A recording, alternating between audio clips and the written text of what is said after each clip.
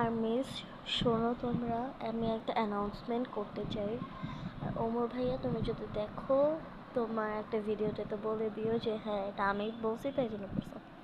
তো আর্মিস শোনো, শুধুমাত্র অরিন কেউ নজর দিবা না। এইটা আমি ওনাকে করতে বলছিলাম ওনার ভিডিওতে, কারণ আমি একজন বিটিএস আর্মি, তাই জন্য আমি করতে বলছি।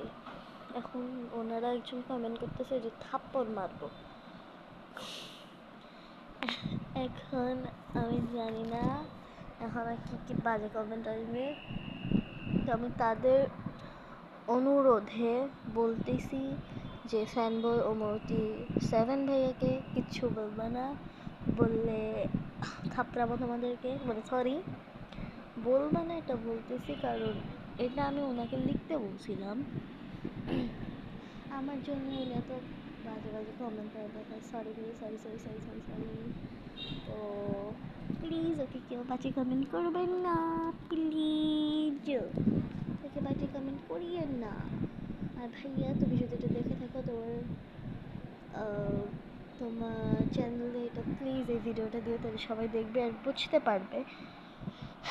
তো শুধু অরিনা পেরে না, সবারই, যারা বিটিএস আর্মি সবারই। আর আমরা জানি যে আমাদের কখনো হতে পারবে না, মানে হবে হবে হবে ইনশাল্লাহ। ওকে, টাটা।